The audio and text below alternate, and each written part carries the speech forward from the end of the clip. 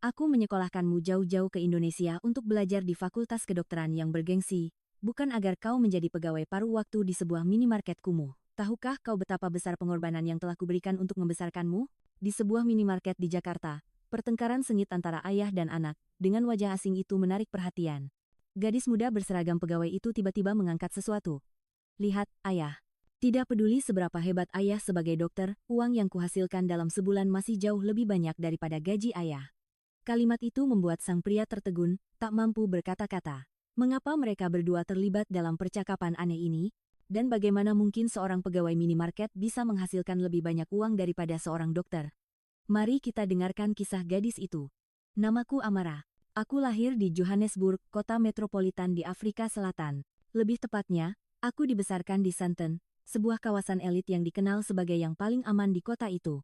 Keluargaku memiliki tradisi 3 generasi sebagai dokter. Dari kakek, ayah, hingga paman-pamanku, semuanya adalah praktisi medis ternama. Oleh karena itu, sudah dianggap sebagai sebuah keniscayaan bahwa aku akan mengikuti jejak mereka. Kakekku adalah salah satu ahli jantung paling terkenal di Johannesburg. Fotonya masih tergantung dengan megah di lobi rumah sakit, dan semua orang selalu menunduk hormat setiap kali melewatinya. Ayahku juga seorang ahli bedah saraf terkemuka di Afrika Selatan. Paman-pamanku, yang satu dokter anak dan yang satunya lagi dokter kandungan, juga memiliki nama besar di bidangnya masing-masing. Sejak kecil, aku hidup di lingkungan yang sama sekali berbeda. Di depan gerbang mansion kami, 2 penjaga keamanan selalu berjaga 24 jam, dan untuk masuk ke dalam, seseorang harus melewati 3 lapis pemeriksaan keamanan. Aku bersekolah di The Sandton International College, sebuah sekolah swasta internasional yang hanya bisa dimasuki oleh anak-anak dari kalangan atas. Setiap hari, sopir pribadi mengantarku dengan mobil anti peluru. Teman-temanku juga memiliki latar belakang serupa. Isabella adalah putri dari pimpinan sebuah korporasi tambang terbesar di Afrika Selatan. Sofia adalah putri seorang hakim Mahkamah Agung. Carlos adalah cucu dari mantan presiden, dan Diego adalah putra dari pemilik sebuah konglomerat media besar. Kami disebut sebagai anak-anak istimewa. Orang tuaku selalu menasihati, Amara, kita berbeda dari orang lain. Karena itu, kau harus lebih berhati-hati, harus lebih sempurna. Setiap kali mendengar itu, aku selalu mengangguk, tetapi jauh di dalam hati, aku merasa sesak. Berbeda berarti istimewa, tetapi pada saat yang sama, itu juga berarti tidak ada kebebasan. Aku tidak diizinkan melakukan apa yang kuinginkan, melainkan harus menjadi model yang diharapkan orang lain. Hal yang paling kusukai saat kecil adalah melukis. Aku merasa paling bahagia saat menggunakan cat air untuk melukis bunga-bunga yang cerah atau menggunakan krayon untuk mewarnai lautan. Tetapi orang tuaku mengerutkan dahi melihatku seperti itu. Itu hanya hobi, Amara. Yang benar-benar penting adalah belajar. Mereka memaksaku belajar piano dan biola, mengatakan bahwa untuk menjadi dokter yang berbudaya, aku harus bisa memainkan setidaknya 1 alat musik klasik. Sejak sekolah dasar, jadwal harianku telah direncanakan dengan cermat. Pukul 6.00 pagi bangun, sarapan.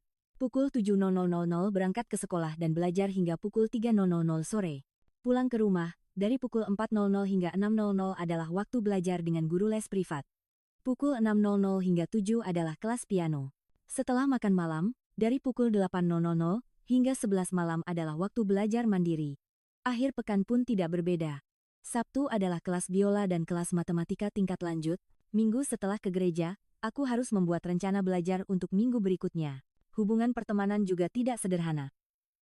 Alih-alih menjadi teman sejati, kami lebih mirip sekutu. Selalu ada perhitungan di antara kami. Apa pekerjaan orang tua masing-masing, universitas mana yang dituju, bagaimana kami bisa saling membantu di masa depan. Tidak ada persahabatan yang lahir dari rasa suka yang murni. Setiap pertemuan memiliki tujuan, setiap percakapan menyembunyikan maksud. Memasuki sekolah menengah, persiapan untuk sekolah kedokteran dimulai secara resmi. Keluargaku menyewa guru les biologi tambahan dan bahkan membangun laboratorium kimia kecil di rumah. Setiap malam saat makan malam, ayahku selalu berbicara tentang kedokteran. Hari ini kau belajar tentang penyakit apa? Bagian tubuh manusia mana yang menurutmu paling menarik? Aku selalu menjawab sekenanya, karena sejujurnya aku tidak punya minat sedikit pun. Tekanan semakin memburuk ketika aku masuk sekolah menengah atas. Setiap hari aku bangun pukul 6.00 pagi dan belajar hingga pukul 12 malam. Biologi, kimia, fisika, matematika, semua mata pelajaran harus sempurna. Sedikit saja nilaiku turun, aku akan dihadapkan pada wajah kecewa ayah, dan itu adalah hal yang paling menyakitkan bagiku. Amara, dengan nilai ini, bagaimana kau bisa masuk sekolah kedokteran? Apa kau lupa bahwa kau harus meneruskan tradisi membanggakan keluarga kita? Setiap Sabtu malam, selalu ada pesta yang hanya dihadiri oleh anak-anak kalangan atas di Sandton Country Club. Wajah-wajah yang hadir selalu orang-orang yang sama. Para gadis mengenakan gaun desainer terbaru dari Eropa, sementara para pemuda gagah dalam setelan jas. Saling menyapa dengan sopan, mengobrol basa-basi, dan berharap bisa pulang lebih awal. Hanya itu saja. Di pesta-pesta itu, aku selalu merasa seperti orang luar. Semua orang tertawa dan bercanda dengan alami, tetapi aku tidak bisa berbaur. Topik mereka sebagian besar berkisar pada siapa yang membeli barang mewah apa, siapa yang baru saja berlibur kemana, atau orang tua siapa yang baru memulai proyek bisnis baru. Aku tidak tertarik dengan cerita-cerita itu. Aku ingat betul sebuah pesta ulang tahunku yang ke-17. Isabella memamerkan bahwa ayahnya memberinya mobil baru, sebuah Mercedes-Benz model terbaru.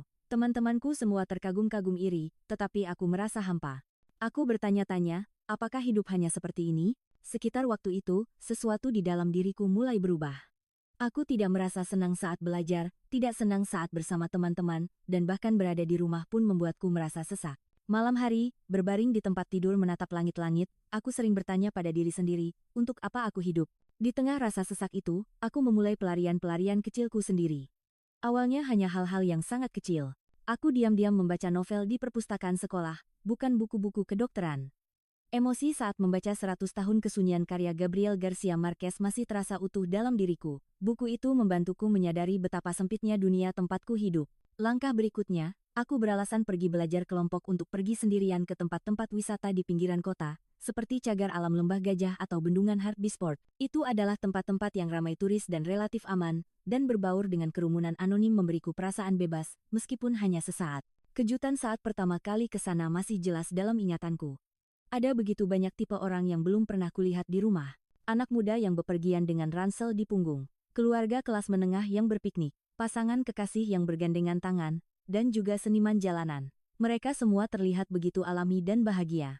Aku ingat betul satu keluarga, suami istri dan dua anak mereka, bersama-sama makan boerewors rolls yang dibeli dari sebuah kios di pinggir jalan. Ketika seorang anak menumpahkan saus ke bajunya, orang tuanya hanya tertawa dan dengan lembut membersihkannya. Itu adalah pemandangan hangat yang tidak pernah bisa kubayangkan di rumahku.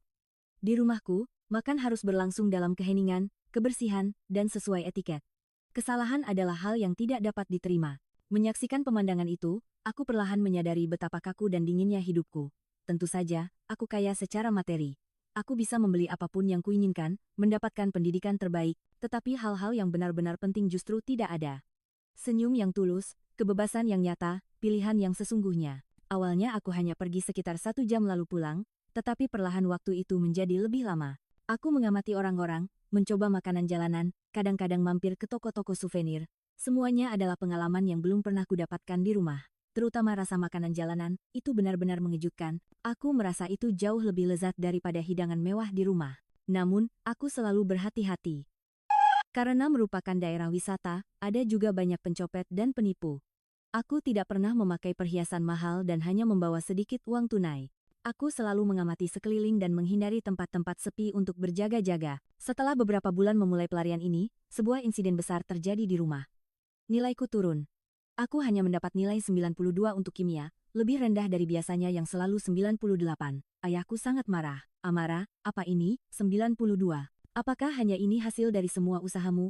Suara ayahku penuh kekecewaan dan kemarahan. Sudah berapa kali ayah bilang, jika ingin masuk sekolah kedokteran, semua nilai harus di atas 95. Saat itu, untuk pertama kalinya, kata-kata yang terpendam di hatiku keluar begitu saja, aku ingin menjalani hidupku sendiri. Aku sendiri tidak menyangka akan mengatakan itu. Seluruh ruang makan tiba-tiba hening. Ayahku menatapku dengan ekspresi tidak percaya. Apa? Menjalani hidupmu sendiri? Menurutmu siapa yang membesarkanmu? Berkat siapa kau bisa hidup di lingkungan yang baik ini? Suara ayahku semakin keras. Kewajibanmu adalah meneruskan tradisi keluarga yang membanggakan ini. Setelah kejadian itu, suasana di rumah menjadi tegang selama berhari-hari. Ayah tidak berbicara denganku, dan ibu terjebak di tengah. Tidak tahu harus berbuat apa. Aku tidak tahan dengan atmosfer itu. Itu membuatku sesak napas. Jadi, pada hari itu, aku meninggalkan rumah lebih awal dari biasanya. Aku berbohong akan pergi ke perpustakaan untuk belajar, tetapi sebenarnya aku pergi ke kawasan wisata itu. Hatiku sedang kacau, jadi aku terburu-buru meninggalkan rumah. Tapi pada hari itulah aku membuat kesalahan besar. Kesalahan yang biasanya tidak akan pernah kulakukan. Aku mengenakan gelang berlian pemberian nenekku. Itu adalah pusaka keluarga yang diturunkan dari generasi ke generasi. Berliannya saja lebih dari 5 karat. Biasanya aku tidak akan pernah seceroboh itu. Tapi hari itu pikiranku terlalu kacau. Tiba di kawasan wisata, aku masih merasa tidak tenang. Aku duduk di bangku taman mengamati orang-orang seperti biasa, tetapi hatiku gelisah. Aku terus-menerus melihat sekeliling dan merasa cemas. Aku sudah berniat pulang berkali-kali, tetapi takut harus menghadapi ayah. Saat matahari mulai terbenam, dua pria mendekatiku. Awalnya aku pikir mereka turis biasa. Mereka terlihat berusia sekitar 35 tahun, berpakaian cukup rapi. Tapi ketika mereka semakin dekat, aku merasakan ada yang tidak beres. Tatapan mata mereka sangat tajam, senyum mereka dipaksakan, dan cara berjalan mereka juga tidak alami. Yang lebih penting, mereka terus menatap pergelangan tanganku. Saat itulah aku menyadari, ini karena gelang berlian itu. Permisi, apakah Anda tahu jalan ke pusat kota? Tanya seorang pria. Pertanyaan biasa, tetapi suaranya terdengar tegang. Aku secara naluriah mundur selangkah. Saat itu juga, pria yang lain menatap gelangkanku dengan lebih terang-terangan lalu memberi isyarat kepada temannya. Aku sepenuhnya sadar ini bukan sekadar bertanya jalan, tetapi sudah terlambat. Mereka telah mengepungku, dan melihat sekeliling, tidak ada yang bisa membantu. Jantungku mulai berdebar kencang. Selama ini, aku belum pernah mengalami situasi berbahaya seperti ini. Bagi seseorang yang selalu hidup di lingkungan aman sepertiku, ini terlalu asing dan menakutkan. Saat itulah aku mengerti mengapa orang tuaku berusaha begitu keras melindungiku, mengapa mereka selalu mengingatkanku untuk tidak pergi sendirian. Tapi penyesalan tidak ada gunanya, situasinya sudah tidak bisa diselamatkan. Saat kedua pria itu mengepungku, jantungku terasa mau meledak. Ayahku selalu berbicara tentang bahaya dunia luar, dan sekarang itu menjadi kenyataan. Nona manis, boleh kami lihat gelang cantikmu itu sebentar, kata seorang pria dengan suara berat. Dia sudah berhenti berpura-pura bertanya jalan. Pria yang satunya lagi berjalan mengitariku, waspada melihat apakah ada orang yang mendekat. Jelas mereka tahu aku berada dalam posisi tak berdaya.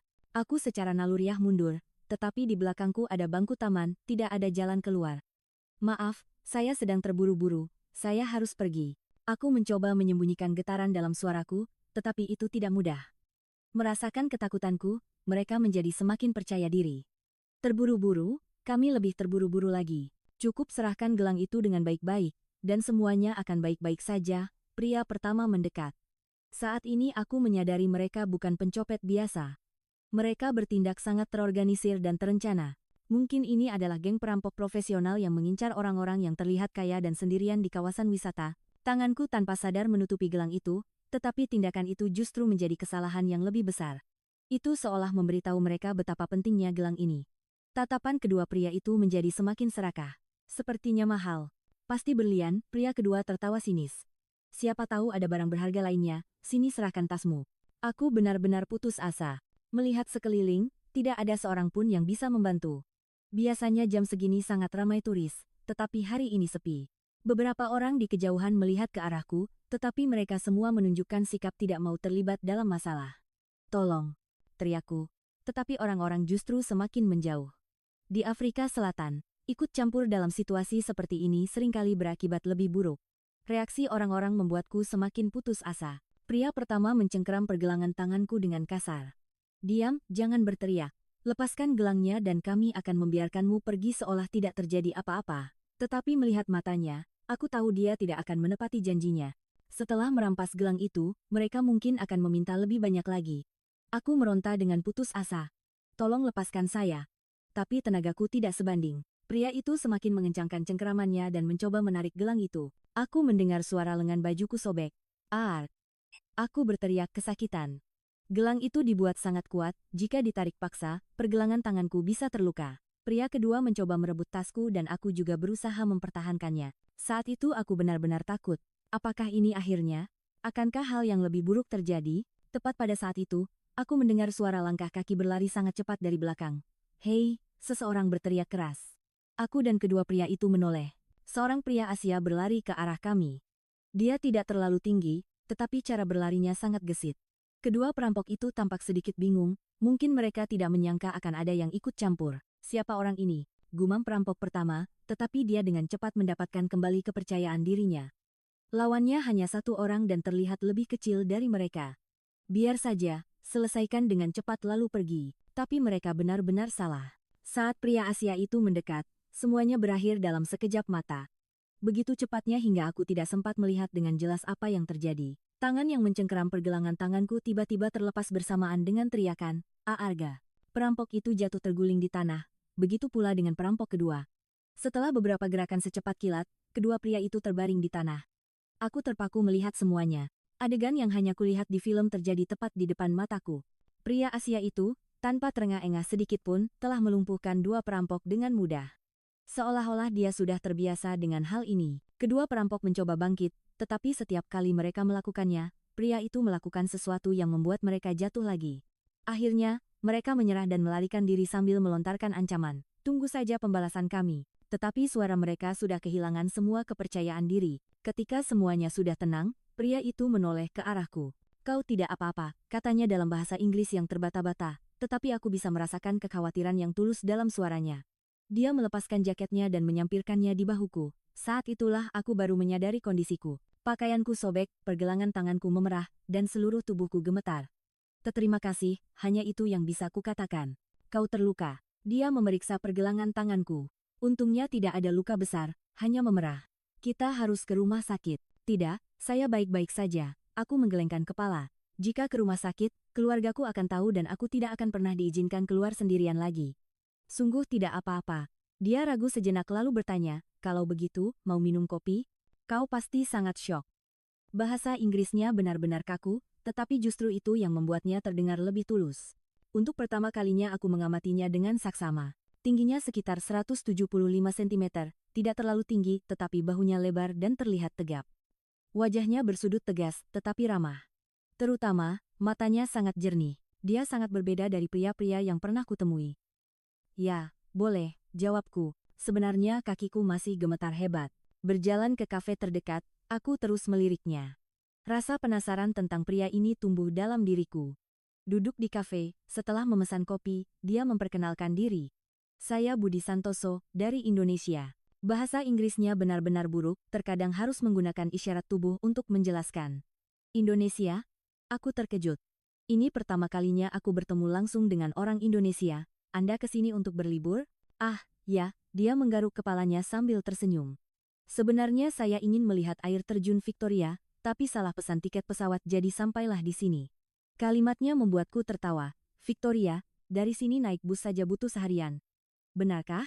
Matanya berbinar. "Bagaimana cara ke sana?" Saat itu, secara impulsif aku berkata, "Bagaimana kalau saya antar Anda ke tempat yang air terjunnya juga sangat indah?" Budi tampak ragu, "Tapi saya tidak bisa banyak berbahasa Inggris, dan tidak tahu jalan." "Tidak apa-apa, saya yang akan urus semuanya." Aku sudah memutuskan. Rasa takut tadi sudah hilang, digantikan oleh perasaan berdebar. Lagi pula aku tidak ada kerjaan, dan aku juga ingin berbicara dengan orang Indonesia. Sebenarnya itu hanya alasan. Alasan sesungguhnya adalah, selain rasa terima kasih karena dia telah menyelamatkanku, ada sesuatu yang istimewa yang terpancar darinya. Dia berbeda dari semua pria yang pernah kutemui, tidak penuh perhitungan, tidak pamer, dan sangat tulus. Budi berpikir sejenak lalu mengangguk. "Kalau begitu, saya serahkan pada Anda." Saat itu, aku menyadari apa yang akan kulakukan. Aku akan berbohong kepada keluargaku untuk pergi berlibur dengan seorang pria asing yang baru kukenal. Seumur hidupku aku tidak pernah membayangkan ini, tetapi aku tidak takut. Sebaliknya, jantungku berdebar kencang, merasa seolah-olah pintu menuju dunia baru sedang terbuka. Melihat mata Budi, aku percaya dia adalah orang yang bisa dipercaya. "Kalau begitu, kita bertemu besok ya," usulku. "Saya harus menyiapkan barang bawaan." "Baiklah," jawab Budi sambil tersenyum. "Terima kasih banyak." Meninggalkan kafe, aku telah memutuskan. Aku tidak akan memberitahu apapun kepada keluargaku. Lagi pula aku sering pulang malam, menghilang sehari mungkin tidak akan menjadi masalah. Saat itu aku benar-benar naif. Aku sama sekali tidak tahu bahwa keputusan ini akan menimbulkan badai besar. Pulang ke rumah dan mengemasi barang, aku merasa sangat bersemangat. Seumur hidupku aku belum pernah mengalami petualangan seperti ini. Aku memilih pakaian dengan hati-hati. Memakai pakaian terlalu mewah bisa berbahaya, tetapi berpakaian terlalu lusuh juga tidak baik. Akhirnya aku memilih gaun sederhana dan sepasang sandal yang nyaman. Aku juga meminimalkan perhiasan. Kejadian hari ini membuatku semakin berhati-hati. Malam itu aku tidak bisa tidur. Aku terlalu antusias untuk hari esok. Negara seperti apa Indonesia itu? Orang seperti apa Budi Santoso? Seberapa indah air terjun yang akan kami datangi? Berbagai pikiran melintas di kepalaku. Di saat yang sama, ada juga sedikit kekhawatiran. Apakah aku terlalu impulsif? Bagaimana jika orang tuaku tahu? Tetapi rasa antusias lebih besar dari rasa cemas. Keesokan paginya, saat bertemu Budi di titik pertemuan, aku benar-benar senang. Sungguh ajaib dia benar-benar muncul. Kupikir mungkin itu hanya mimpi. Selamat pagi, sapa Budi dengan canggung. Bahasa Inggrisnya masih buruk, tetapi itu justru membuatnya semakin menawan. Selamat pagi. Anda siap? Jawabku sambil tersenyum cerah. Saya akan menunjukkan air terjun yang sangat indah. Dan begitulah perjalanan kami dimulai. Di dalam bus menuju air terjun Pelangi, aku melihat keluar jendela dan berpikir, momen ini akan menjadi waktu paling bebas dalam hidupku. Dan firasat itu tidak salah. Bersama Budi, aku perlahan menemukan dunia baru. Penampilannya yang sederhana namun tulus, hatinya yang mudah tersentuh oleh hal-hal kecil, dan sikapnya yang menghormatiku sebagai individu yang mandiri. Semuanya terasa begitu baru. Tapi saat itu aku tidak tahu bahwa perjalanan yang kupikir hanya akan berlangsung 1 hari, akan menjadi berhari-hari, dan itu akan menyebabkan badai besar di rumah. Petualangan terbesar dalam hidupku benar-benar telah dimulai. Pemandangan pertama air terjun Pelangi, saat kami turun dari bus benar-benar spektakuler. Aliran air putih deras jatuh dari tebing tinggi, dikelilingi oleh pepohonan hijau subur. Tapi yang paling istimewa adalah aku berbagi momen ini dengan Budi Santoso. Ekspresi takjub di wajahnya saat melihat air terjun itu terlihat begitu murni. Melihat matanya yang berbinar, aku ikut merasa senang. Aku sudah tak terhitung kali mengunjungi tempat-tempat seperti ini. Tetapi ini adalah pertama kalinya aku pergi bersama seseorang. Hari pertama, kami menghabiskan sebagian besar waktu di dekat area air terjun. Budi berkata bahwa di Indonesia, sulit untuk melihat pemandangan sehebat ini. Kami duduk merendam kaki di aliran sungai yang sejuk dan mengobrol. Dia bercerita tentang negaranya, aku bercerita tentang Afrika Selatan. Aku sekali lagi menyadari bahwa kami hidup di dua dunia yang sangat berbeda. Saat bercerita tentang keluarganya, wajah Budi menjadi sangat hangat. Dia bercerita ibunya sangat pandai memasak, terutama nasi goreng dan sate ayam. Dia berkata setiap kali pulang, dapur selalu beraroma masakan yang sedang dibuat. Kehidupan sederhana itu membuatku sangat iri. Di rumahku, koki menyiapkan semua makanan dan keluarga jarang berkumpul di meja makan untuk mengobrol dengan ceria. Dia juga bercerita tentang ayahnya, seorang pria pendiam tetapi sangat menyayangi keluarga. Ketika dia berkata akan pergi berlibur, ayahnya memberinya sejumlah uang saku dan berpesan, hati-hati di jalan ya, nak. Melalui cerita Budi, aku merasakan cinta yang mendalam yang dia miliki untuk keluarganya. Mendengar cerita-cerita itu, aku merasakan kecemburuan yang aneh. Aku dibesarkan di lingkungan yang jauh lebih kaya secara materi, tetapi kekurangan hal-hal yang benar-benar berharga. Cinta yang tulus, perhatian yang tulus, percakapan yang tulus. Malam itu, kami makan ikan bakar dan pisang goreng di sebuah warung kecil di pinggir jalan. Meskipun ini pertama kalinya mencoba hidangan-hidangan ini, Budi terus memuji kelezatannya. Dia dengan penasaran bertanya apakah di Indonesia bisa makan hidangan seperti ini. Reaksi polosnya itu membuatku merasa dia sangat menarik. Ketika pemilik warung salah mengira kami adalah pasangan pengantin baru dan memberi kami minuman tambahan, kami saling pandang dengan malu-malu, tetapi momen itu sama sekali tidak canggung. Sebaliknya, sudut hatiku terasa hangat. Hari kedua, kami menjelajahi sebuah kampung nelayan kecil.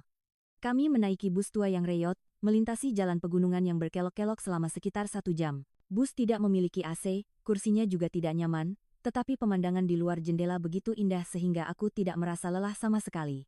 Budi juga tampak antusias dan terus-menerus mengambil foto. Kampung nelayan itu benar-benar sederhana. Tidak ada resor mewah atau fasilitas wisata, tetapi ada tawa penduduk dan pemandangan anak-anak yang berlarian bermain. Seorang nelayan tua memamerkan jala ikannya yang baru saja ditangkap. Para wanita berkumpul mengobrol. Semuanya begitu alami dan damai. Ketika Budi berkata, mungkin hidup seperti ini juga baik, sederhana dan tidak rumit, aku sepenuhnya setuju. Kehidupan di sini terlihat begitu damai. Orang-orang saling peduli dan berbagi. Hal itu membuatku iri. Saat itulah untuk pertama kalinya aku menyadari kehidupan seperti apa yang sebenarnya kuinginkan. Malam itu kami tidur di hamok yang diikat di antara pohon kelapa di pantai.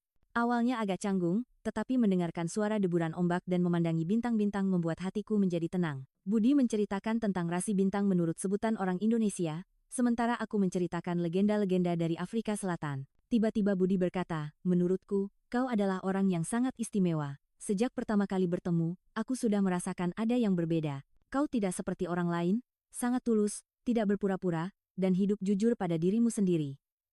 Mendengar kata-kata itu, dadaku terasa hangat. Selama ini, orang selalu melihatku dengan label, Putri Dokter. Tapi Budi, dalam kondisi tidak tahu apa-apa tentangku, telah melihat diriku yang sebenarnya. Memasuki hari ketiga, aku benar-benar tidak ingin waktu ini berakhir. Besok aku harus pulang, kembali ke kehidupan yang menyesakkan itu. Memikirkan ini, hatiku tiba-tiba terasa berat. Aku memberanikan diri berkata kepada Budi, aku ingin pergi ke Indonesia. Aku ingin pergi ke tempatmu berada.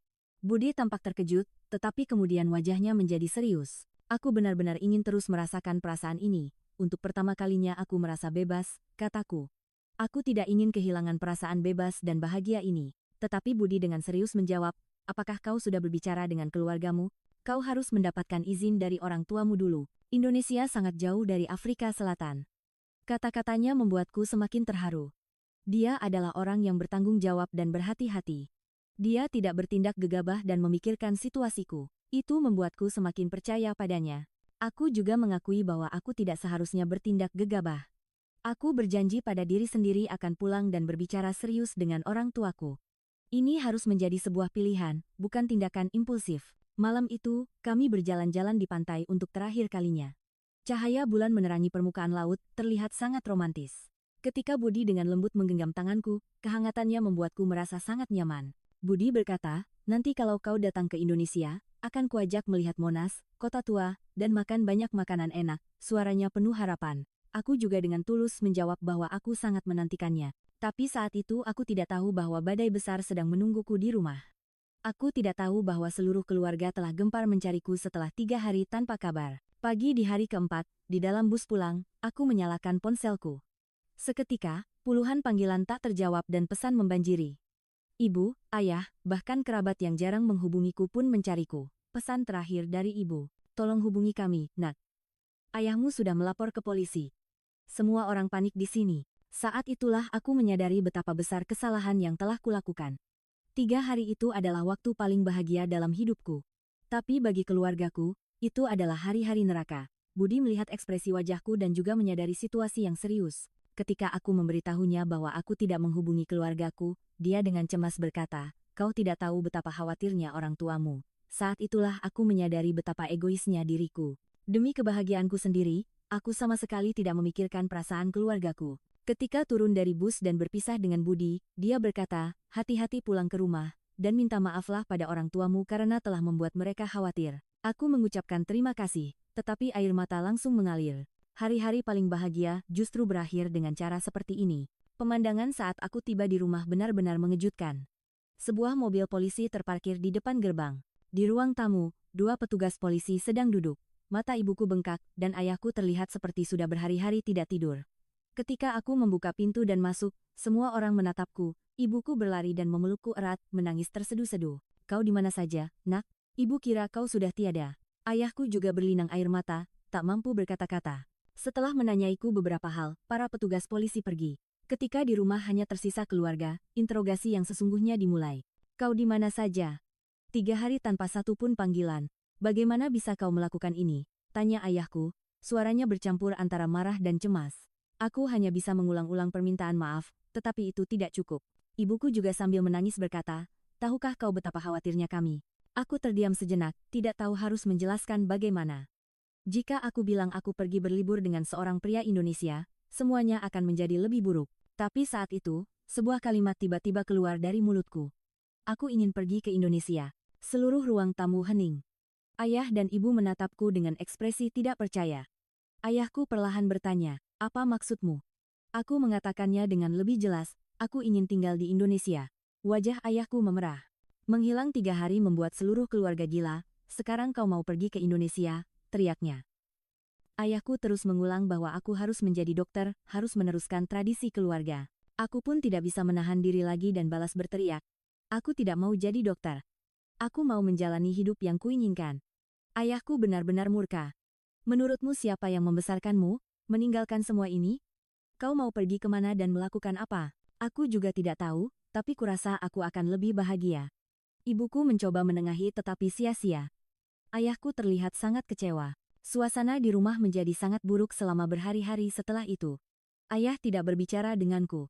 Ibuku terus-menerus mencoba membujukku, tetapi aku tidak berniat berubah pikiran. Akhirnya, seminggu kemudian, ayahku memberikan ultimatum. Dia bertanya untuk terakhir kalinya, kau benar-benar ingin pergi ke Indonesia? Aku dengan tegas menjawab, ya. Ayahku menghela napas panjang lalu berkata, aku tidak punya harapan lagi padamu. Jangan mencoreng nama baik keluarga. hiduplah sesukamu. Mendengar kata-kata itu, hatiku benar-benar sakit, tetapi pada saat yang sama, aku merasa seolah baru saja mendapatkan kebebasan. Akhirnya aku bisa menjalani hidupku sendiri. Dan begitulah, aku meninggalkan segalanya dan memesan tiket pesawat ke Indonesia.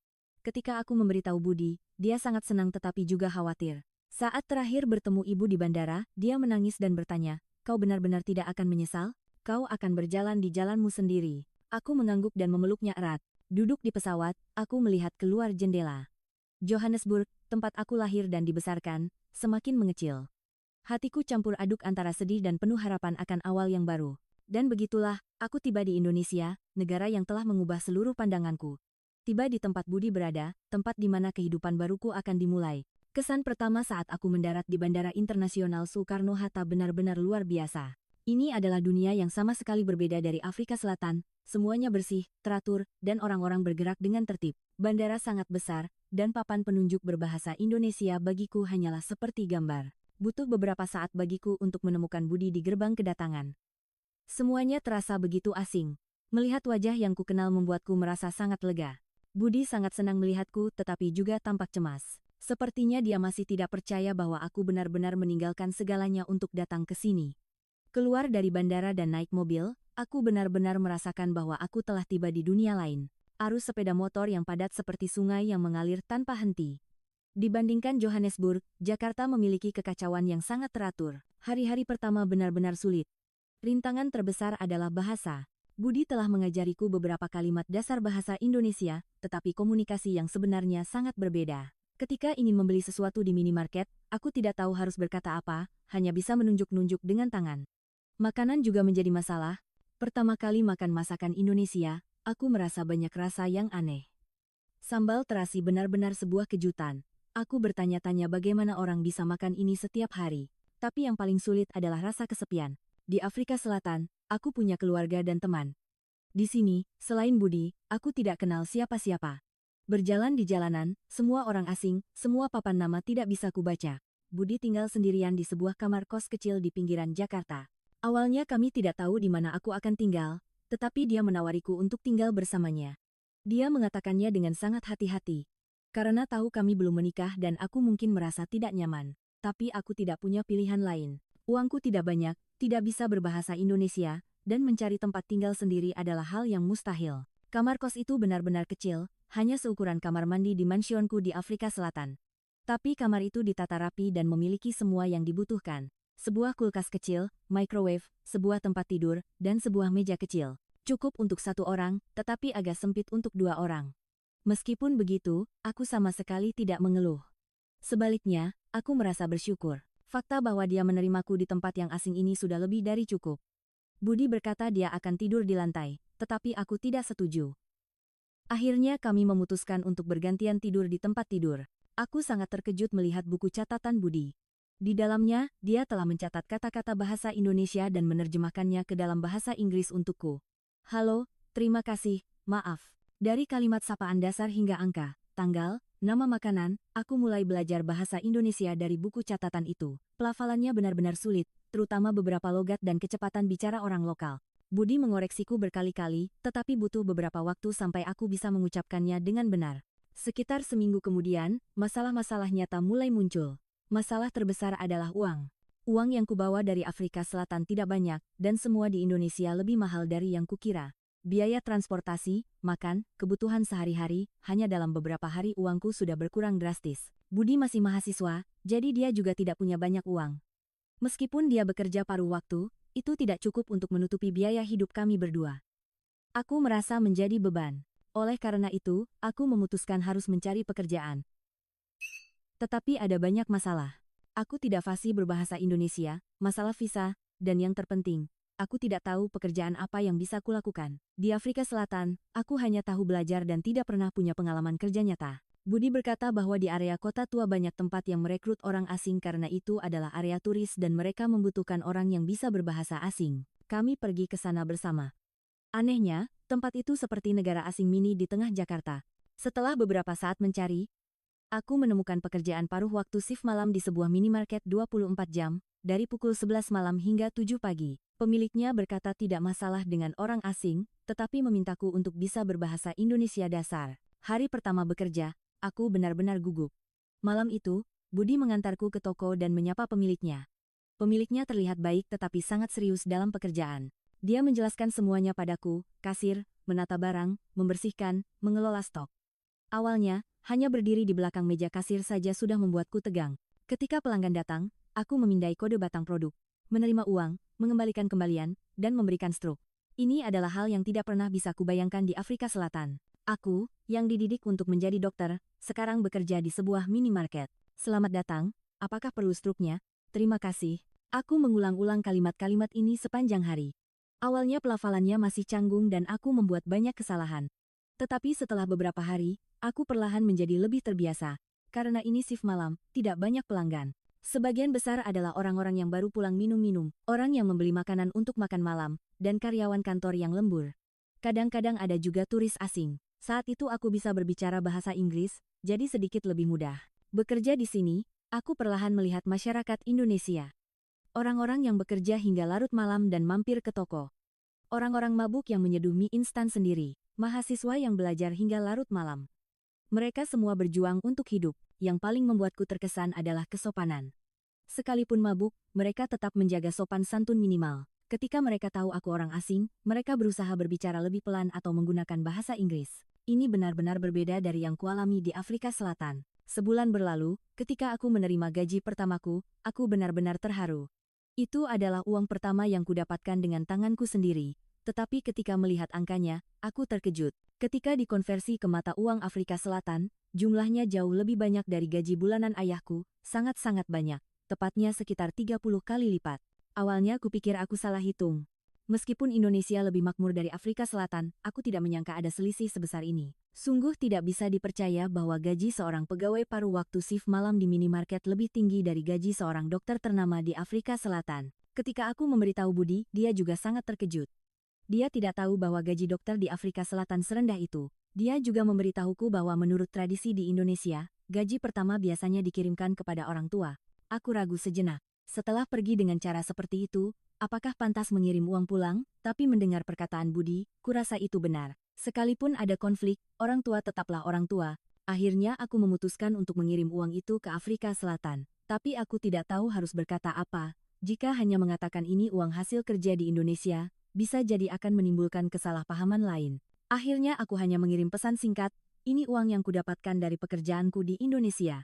Ini gaji pertamaku, jadi kukirimkan untuk ayah dan ibu.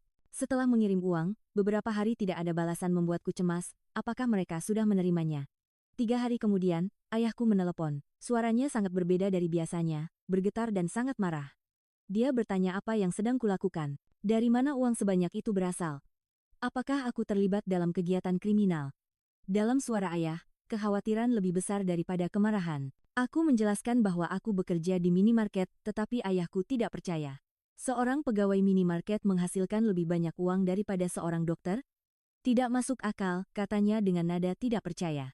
Saat itu, ayahku berkata bahwa dia akan terbang ke Indonesia. Dia ingin melihat dengan mata kepala sendiri apa yang sebenarnya dilakukan putrinya.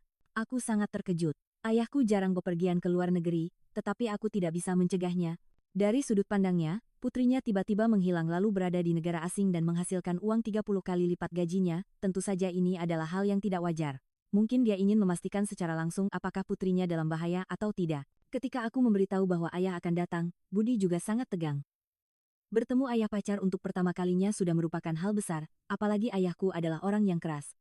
Aku juga sangat cemas. Tidak tahu bagaimana ayah akan memandang Indonesia, apakah dia akan mengerti pekerjaanku, dan apa yang akan dia pikirkan tentang Budi.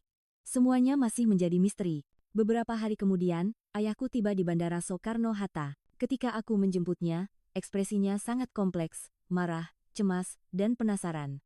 Keluar dari bandara, pemandangan ayahku yang kebingungan melihat sekeliling sangat berkesan. Dia tampak sangat terkejut dengan pemandangan yang sama sekali berbeda dari Afrika Selatan.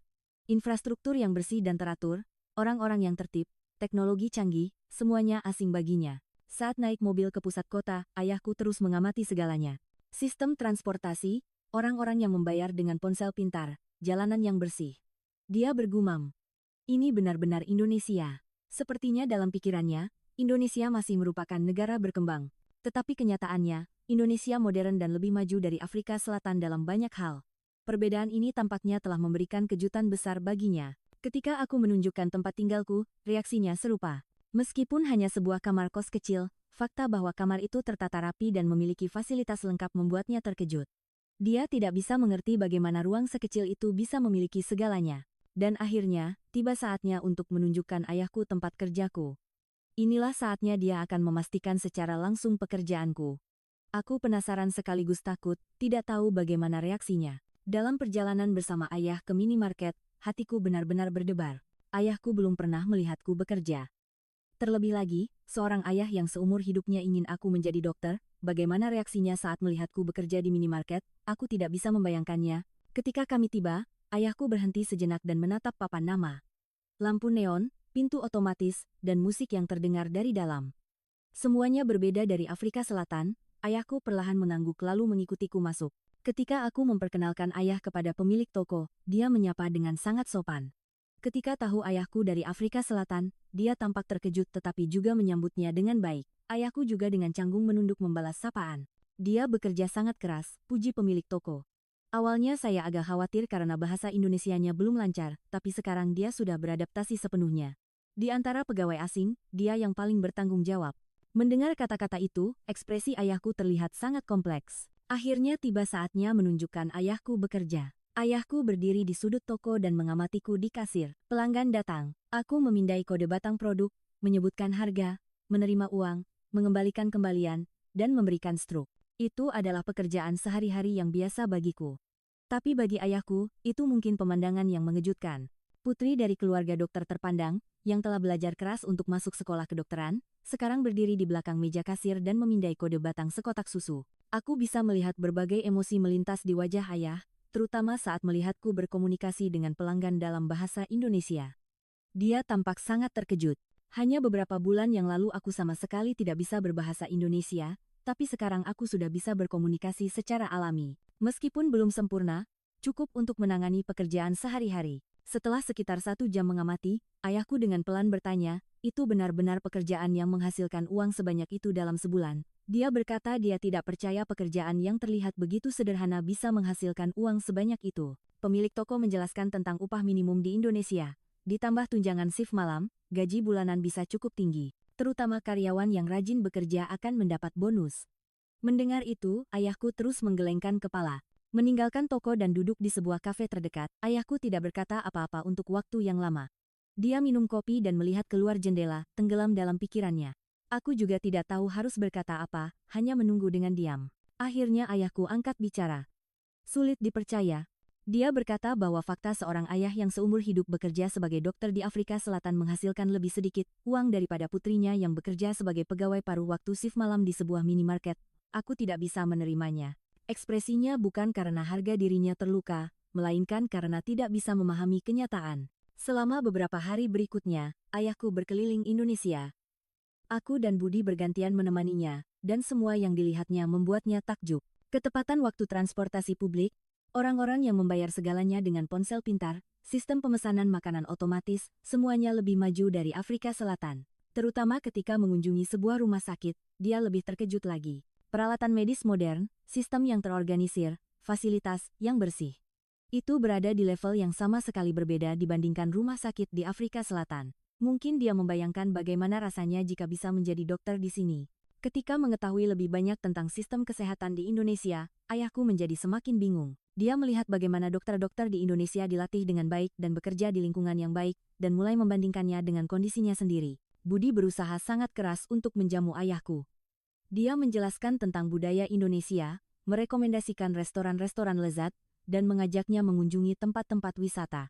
Awalnya masih canggung, tetapi perlahan mereka menjadi lebih akrab. Terutama saat bertemu keluarga Budi, sikap ayahku berubah drastis. Orang tua Budi menyambutnya dengan sangat hangat.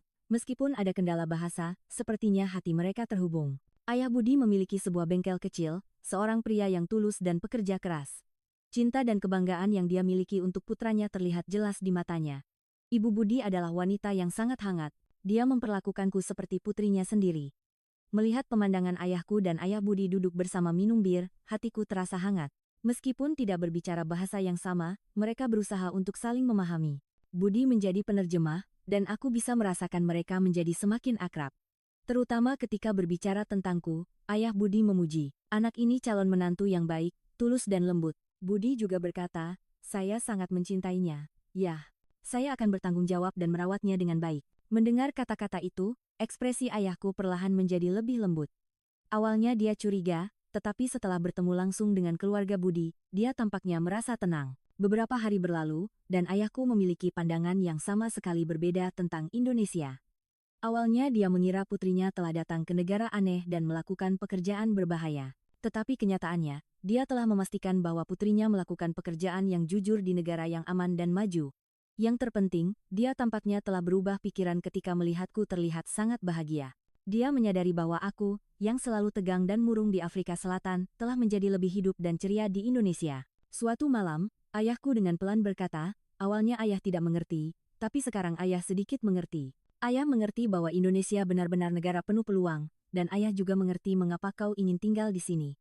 Dan akhirnya dia mengucapkan kalimat itu.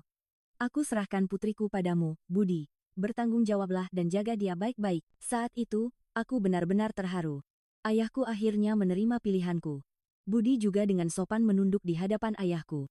"Saya akan membuat Amara bahagia seumur hidupnya, Om. Saya tidak akan pernah mengecewakan Om," janjinya. Melihat ketulusan itu, ayahku pun mengangguk. Dan begitulah, urusan pernikahan berjalan lebih cepat dari yang kubayangkan. Awalnya itu adalah hal yang tidak terpikirkan. Tetapi setelah ayahku datang langsung ke sini dan memastikan segalanya, dia justru mendukung dengan aktif. Sebelum kembali ke Afrika Selatan, ayahku berkata kepada kami, "Ayah salah.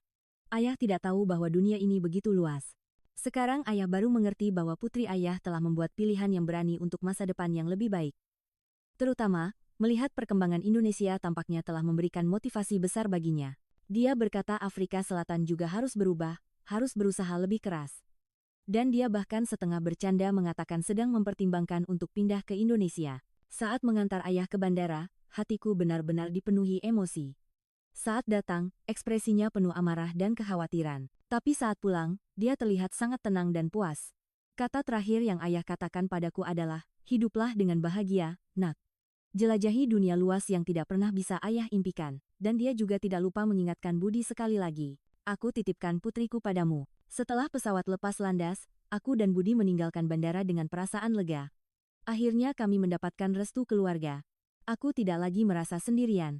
Setelah itu, cerita ini mulai menyebar ke teman-teman dan kerabat di Afrika Selatan. Kisah putri dari keluarga dokter terpandang yang pergi ke Indonesia untuk menjadi pegawai minimarket dan bahkan menikah, menjadi topik perbincangan. Awalnya orang tidak percaya. Mereka tidak bisa membayangkan putri dari keluarga seketat itu melakukan hal seperti itu. Tapi ketika desas-desus menyebar dan dikonfirmasi sebagai kebenaran, reaksi orang-orang pun berubah. Beberapa orang mengatakan aku gila.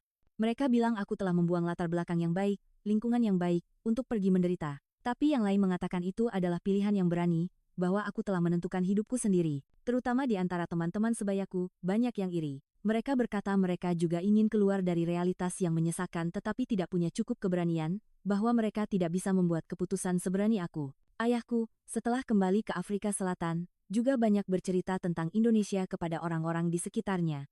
Dia memamerkan betapa majunya Indonesia, betapa baiknya kehidupan putrinya. Bahkan dokter-dokter lain di rumah sakit ayahku mulai tertarik. Mereka bertanya tentang sistem kesehatan di Indonesia, tentang peluang kerja di sana. Dan begitulah, kisah tentang putri dokter yang menikah dengan pegawai minimarket di Indonesia tersebar dari mulut ke mulut untuk waktu yang lama. Bagi sebagian orang, itu adalah peristiwa yang mengejutkan. Bagi yang lain, itu adalah contoh harapan. Dan bagiku, itu adalah titik balik yang sangat penting. Bersama dengan restu keluarga, keyakinan dan pilihan diriku sendiri menjadi semakin kuat. Sekarang, aku bisa dengan percaya diri melangkah di jalanku sendiri. Pernikahan kami sangat sederhana. Karena ini pertama kalinya mengadakan pernikahan gaya Indonesia, semuanya terasa asing. Tetapi berkat bantuan antusias dari keluarga Budi, semuanya berjalan lancar. Dari Afrika Selatan, hanya ayahku yang datang, tetapi kehadirannya untuk memberkati pilihanku membuatku sangat terharu. Setelah menikah, aku sesekali mulai mengunggah kehidupan sehari-hari di Indonesia ke media sosial. Awalnya hanya untuk menyimpan kenangan, tetapi teman-teman di Afrika Selatan melihatnya dan bereaksi. Foto-foto aku bersepeda di sekitar Ancol, Kencan minum kopi di akhir pekan bersama Budi, dan kadang-kadang swafoto lelah setelah shift malam di minimarket. Reaksi teman-teman dari kampung halaman persis seperti yang kuduga. Putri dokter jadi kasir, hahaha. Ada juga yang belak-belakan berkata, kau mau jadi gelandangan. Awalnya komentar-komentar itu menyakitiku, tetapi perlahan aku tidak lagi memedulikannya, karena kehidupan nyataku jauh lebih memuaskan daripada saat di Afrika Selatan. Bekerja di minimarket membuat bahasa Indonesiaku semakin lancar, dan bertemu dengan banyak orang berbeda memberiku banyak pengalaman sosial. Di atas segalanya, perasaan mandiri, hidup dari uang hasil jerih payah sendiri, benar-benar luar biasa. Beberapa bulan kemudian, peluang yang lebih baik datang. Aku diterima bekerja sebagai manajer di sebuah kafe dan toko roti kecil di kota tua. Gajinya sedikit lebih tinggi daripada di minimarket, dan yang terpenting, itu adalah bidang yang kusukai. Sejak kecil aku tertarik pada memasak dan membuat kue. Toko roti itu dimiliki oleh orang Indonesia, tetapi karena banyak pelanggan asing, mereka mencari karyawan yang bisa berbahasa Inggris dan Prancis. Itu adalah kesempatan sempurna bagiku, karena aku bisa berbicara bahasa Indonesia, Inggris, dan Prancis. Memulai pekerjaan baru, aku benar-benar puas. Kehidupan sehari-hari dengan membuat kopi, memanggang roti, dan mengobrol dengan pelanggan sangat menyenangkan. Terutama saat bertemu turis dari Afrika, aku benar-benar senang, serasa mengobati rindu kampung halaman. Budi juga memulai pekerjaan baru. Dia memang tertarik dengan mesin, jadi dia mulai bekerja di sebuah bengkel sepeda motor kecil. Awalnya hanya sebagai mekanik magang, tetapi berkat sifatnya yang tulus dan tekun, dia dengan cepat diakui. Beberapa tahun kemudian, Budi akhirnya mengambil alih bengkel itu. Pemiliknya, saat pensiun, menyerahkannya kepadanya. Melihat Budi menjadi mekanik terpercaya di daerah itu, aku benar-benar bangga. Ketika kehidupan kami menjadi lebih stabil, foto-foto yang kuunggah di media sosial juga berubah. Kami terlihat lebih nyaman dan bahagia. Foto kami pindah ke apartemen baru, kue-kue yang kubuat sendiri, perjalanan liburan bersama Budi, semuanya penuh vitalitas. Menyaksikan perubahan itu, reaksi teman-teman di Afrika Selatan juga mulai berubah. Teman-teman yang dulu mengejekku sekarang mulai menunjukkan minat. Mereka bertanya bagaimana kami bisa memiliki kehidupan yang stabil seperti itu. Apakah Indonesia benar-benar sebagus itu? Terutama ketika situasi ekonomi di Afrika Selatan semakin memburuk, minat itu semakin besar. Ketika cerita bahwa aku menghasilkan 30 kali lipat gaji seorang dokter di Afrika Selatan menyebar, orang-orang benar-benar mulai penasaran. Suatu hari, Budi berkata, bagaimana kalau kita pulang ke Afrika Selatan sekali, biar teman-temanmu lihat siapa yang sebenarnya hidup makmur. Kalimat itu membuatku tersenyum. Itu ide yang sangat bagus. Kebetulan itu juga pertama kalinya kami berkesempatan kembali ke Afrika Selatan setelah menikah, dan bertepatan dengan ulang tahun ayahku. Aku sangat ingin bertemu keluarga lagi setelah sekian lama. Ketika kami tiba di bandara di Johannesburg, aku bisa merasakan perubahannya. Hanya dalam beberapa tahun, infrastruktur menjadi lebih tua, dan wajah orang-orang juga lebih muram. Situasi ekonomi yang memburuk telah membuat segalanya menjadi sulit. Bertemu keluarga lagi, aku benar-benar senang. Ayahku menatapku dan berkata, kau banyak berubah. Kau terlihat lebih cerah dan percaya diri. Beberapa hari kemudian, aku membuat janji bertemu dengan teman-teman yang dulu mengejekku. Tapi kali ini, akulah yang memegang kendali. Aku memesan seluruh restoran paling mewah di Santen. Ketika teman-temanku datang, ekspresi mereka penuh keheranan. Untuk memesan tempat seperti itu, dibutuhkan uang yang sangat banyak. Menurut standar Afrika Selatan, itu setara dengan gaji beberapa bulan. Selama makan, teman-temanku benar-benar mulai penasaran. Negara seperti apa Indonesia itu? Kenapa kau bisa hidup seperti ini? Mereka bertanya, bukan lagi dengan nada mengejek, melainkan dengan minat yang tulus. Aku menjawab dengan tenang, Indonesia adalah negara di mana usahamu dihargai. Mereka menghormati orang yang bekerja keras. Aku menjelaskan bahwa meskipun tidak mudah, itu adalah tempat dengan peluang yang adil. Teman-temanku semua mendengarkan dengan serius. Beberapa dari mereka berkata mereka juga ingin pergi ke luar negeri. Di Afrika Selatan. Sekeras apapun mereka berusaha, mereka tidak melihat masa depan. Hal yang paling kutekankan saat itu adalah keberanian. Jika ingin berubah, kau harus punya keberanian. Terus berada di zona nyaman, tidak akan mengubah apapun. Beberapa temanku benar-benar serius mempertimbangkan untuk pindah ke Indonesia. Mereka menanyakan cara belajar bahasa Indonesia dan meminta nasihat tentang persiapan. Mereka adalah teman-teman yang beberapa tahun lalu menertawakanku. Pada hari terakhir di Afrika Selatan, aku melakukan percakapan mendalam dengan ayah.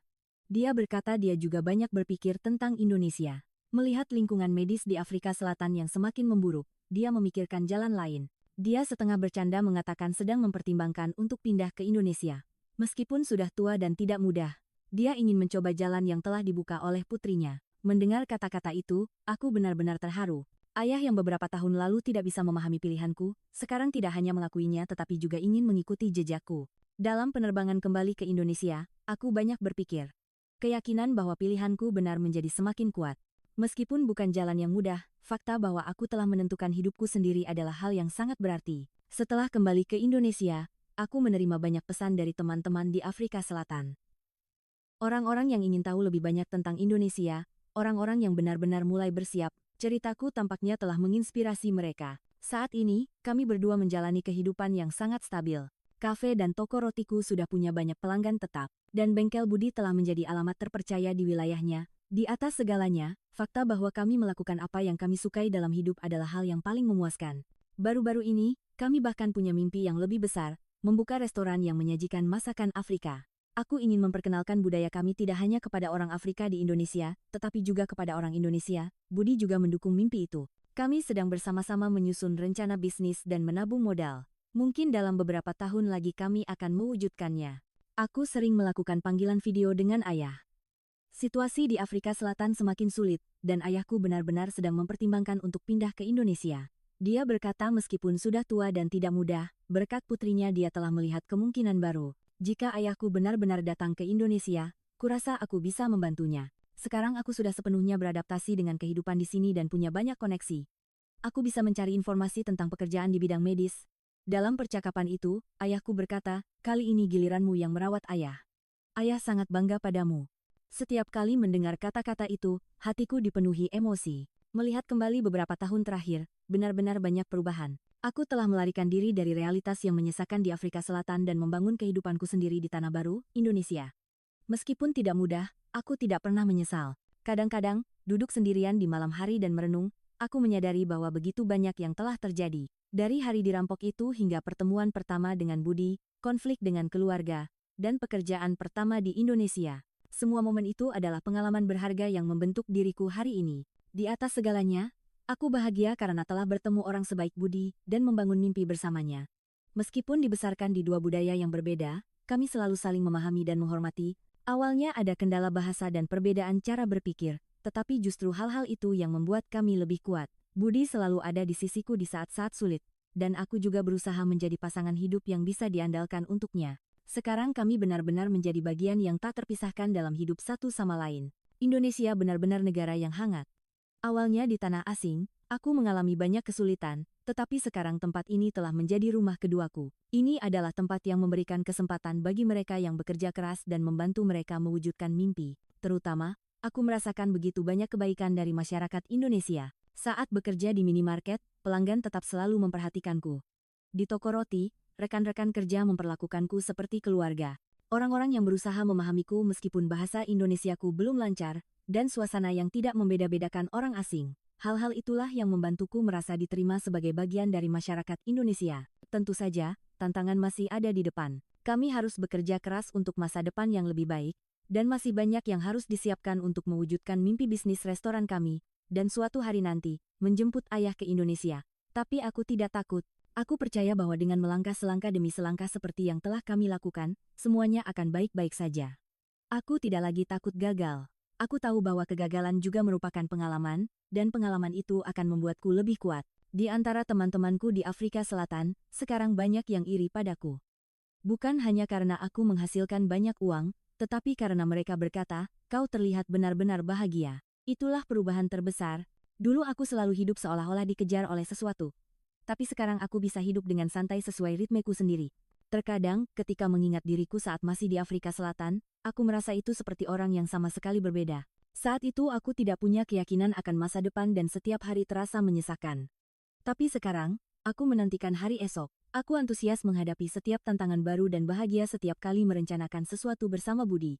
Sekarang aku bisa dengan percaya diri mengatakan bahwa kami hidup sangat makmur di Indonesia. Dan ini bukan hanya kemakmuran ekonomi. Ini mencakup kedamaian batin, harapan untuk masa depan, dan penghargaan atas kehidupan sehari-hari bersama orang yang kucintai. Itulah arti dari kehidupan yang makmur.